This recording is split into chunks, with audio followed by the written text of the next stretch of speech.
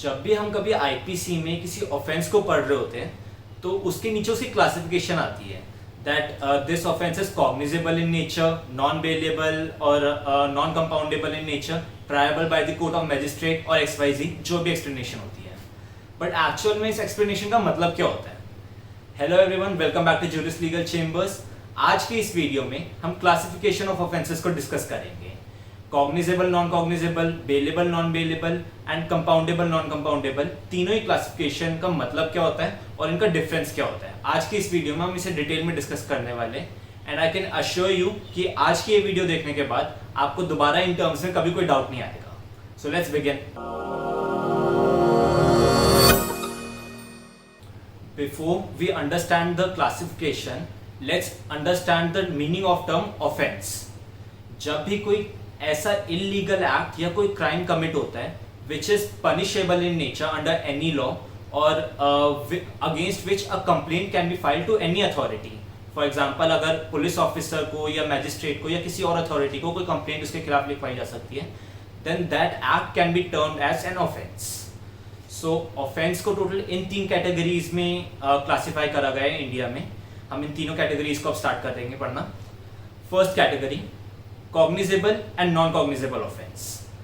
ऐसा कोई भी ऑफेंस जो जिसमें police officer without warrant accused को अरेस्ट कर सके एंड इन्वेस्टिगेशन को without the order of magistrate शुरू कर सके, उसे हम कॉग्निजेबल ऑफेंस कहते हैं।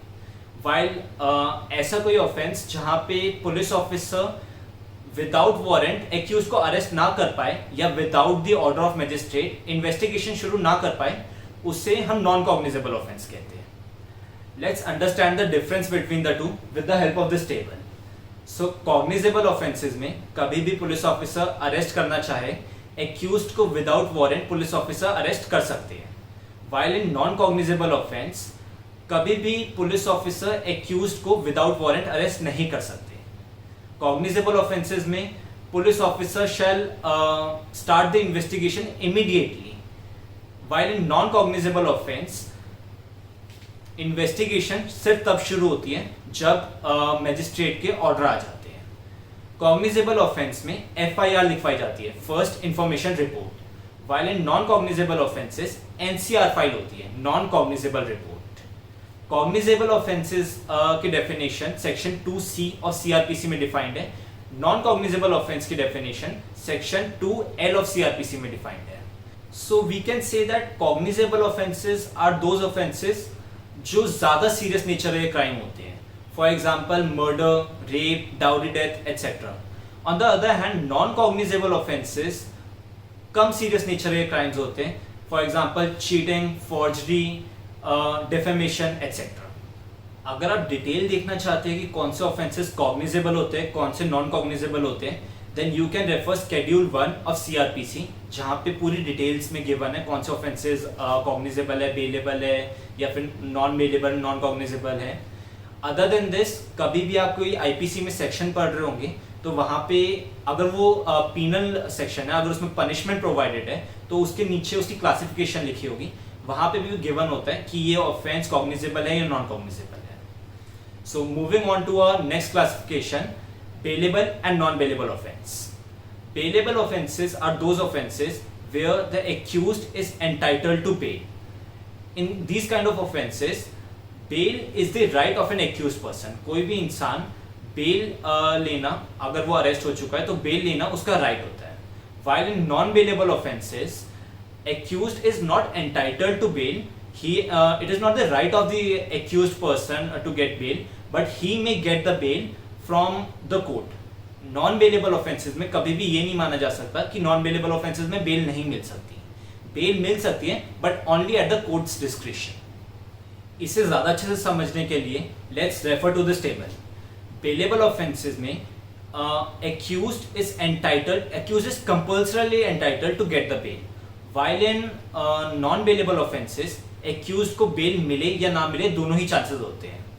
Bailable offences में it is the right of accused to get the bail.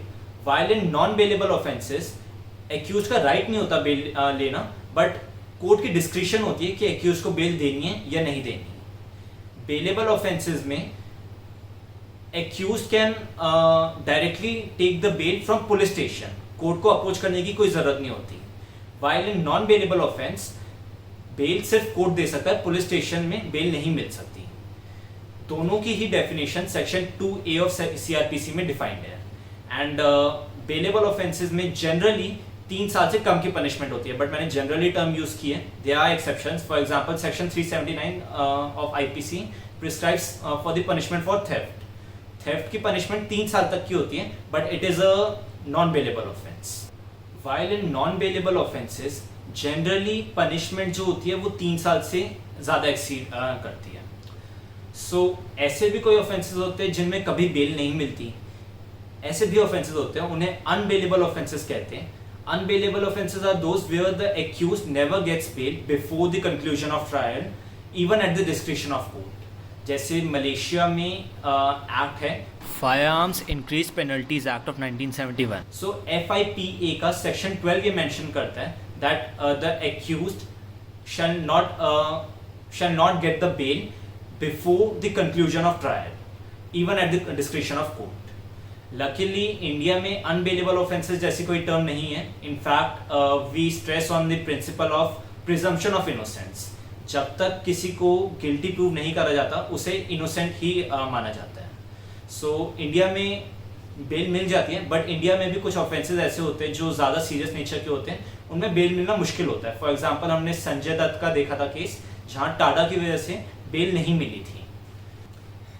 In fact supreme court की इंडिया में काफ़ी जजमेंट्स ऐसे आई हुई हैं where it is held that refusing bail to accused is depriving him of his personal liberty under article 21 of constitution of India. So India में basically bail को total 3 types में स्पेसिफाई कर रखा है, regular bail, interim bail and anticipatory bail. इसके अलावा chapter 33 of CRPC में काफ़ी ग्राउंड्स भी बता रखे हैं जिनके बेसिस पे बेल मिलती है, एंड ऐसे ग्राउंड्स भी बता रखे हैं जिनके बेसिस पे बेल कैंसिल होती है। इस सारे को ही हम आगे किसी वीडियो में डिस्कस करेंगे। If you don't want to miss that video, just make sure कि आपने हमारा चैनल सब्सक्राइब कर रखा है एंड आपने बेल आइकन दबा रखा है, जिससे हमारी वीडियोस की रेगुलर नोटिफिकेशन आपके पास आते रहेगी। Moving on to our last classification, compoundable and non compoundable offences.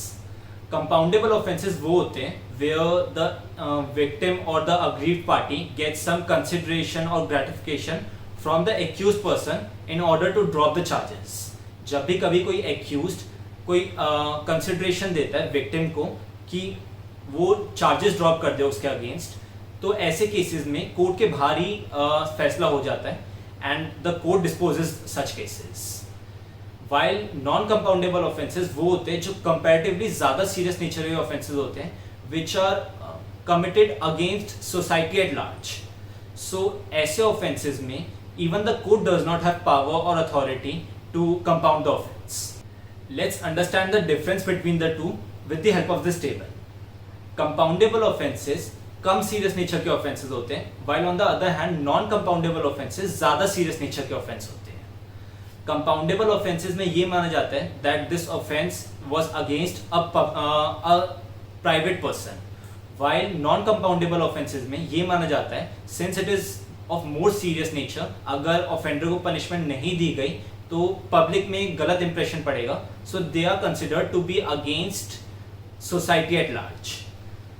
Compoundable offences में victim can settle the dispute with the accused, while non compoundable offences में विक्टिम के पास पावर नहीं होती कि वो कोर्ट के बाहर डिस्प्यूट को सेटल कर सके।